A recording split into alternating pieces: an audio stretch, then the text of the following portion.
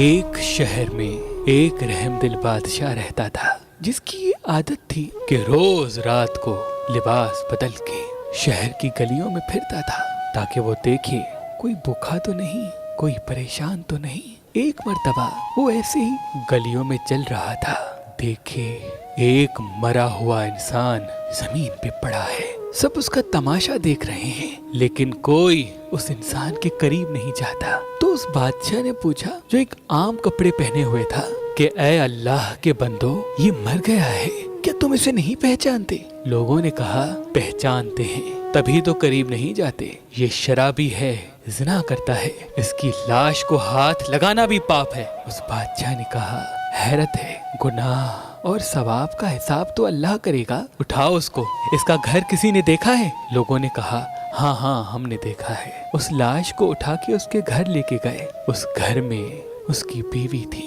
اس بیوی نے جیسے ہی اپنی میاں کی لاش دیکھی، زاروں قطار رونے لگی اور رو رو کے کہا میں نے اپنی پوری زندگی میں ایسا عظیم انسان، ایسا نیک انسان نہیں دیکھا۔ تو اس بادشاہ نے کہا کہ تمہارا میاں نیک تھا؟ شہر والے تو کہہ رہے ہیں کہ وہ زانی اور شرابی تھا۔ تو اس بیوی نے رو کے کہا میرا میاں صبح سے لے کے شام تک محنت کر کے کماتا تھا، لیکن جب رات ہوتی تھی تو شراب خانے میں جا کر شراب لیتا تھا اور اس شراب کو گندے نالے میں پھینک دیتا تھا اور کہتا تھا کہ میں نے مسلمانوں کے کندھوں سے، نوجوانوں کے سر سے تھوڑا سا گناہ کم کر دیا۔ اور پھر جہاں عورتیں اپنا جسم بیچتی ہیں وہاں جاتا تھا اور ایک عورت کو ایک رات کی اجرت دے کے یہ کہہ کے واپس آ جاتا تھا کہ اپنا دروازہ بند کر لے تاکہ کوئی انسان تمہارے پاس گناہ کے لیے نہ آئے۔ اور گھر آ کے کہتا تھا کہ میں نے کم سے کم تھوڑا سا بوجھ نوجوانوں کے کندھوں سے گناہ کا کم کیا۔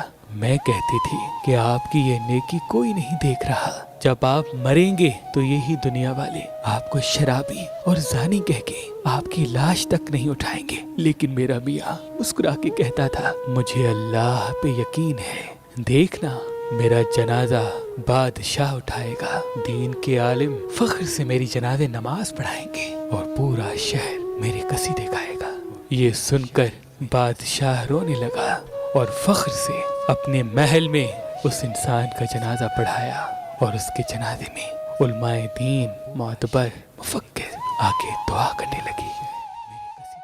حضرت شاہ شمس تبریز کی خدمت میں جب کوئی پریشان حال، مصیبت کا مارا یا بے روزگار آتا تھا کہ اے اللہ کے ولی ہمیں کوئی دعا بتائیں تاکہ ہمارا نصیب باوقار ہو جائے، ہم کامیابی کی راہ پہ چل پڑیں، تو حضرت شاہ شمس تبریز سورہ سعاد، سورہ نصر اور سورہ یاسین کو علم ابجد میں لکھ کے اس کا ایک نقش بنا کے دیا کرتے تھے، جو ان کے ماننے والے اپنے گلے میں یا اس نقش کی انگوٹھی بنا کے پہنا کرتے تھے، اور اسی نقش کی انگوٹھی شاہ شمس تبریز بھی پہنا کرتے تھے، ان کی اولاد بھی وہ انگوٹھی پہنا کرتی تھی، اور یہ سلسلہ ہوتے ہوتے میرے پردادا دادا تک پہنچا، وہ بھی اس انگوٹھی کو پہنا کرتے تھے۔ اسی کامیابی کے نقش کو ایک انگوٹھی میں بنا کے آپ تک پہنچانے کی ایک حقیر کوشش پیش کر رہے ہیں۔ اگر آپ اس کامیابی کی انگوٹھی کو حاصل کرنا چاہتے ہیں تو ابھی فون اٹھائیں اور ہمیں کال کر کے یہ کامیابی کی انگوٹھی حاصل کریں۔ اگر ہمارا نمبر آپ کو مصروف ملتا ہے تو آپ ہماری ویب سائٹ مہربانی.com یا ہماری اپلیکیشن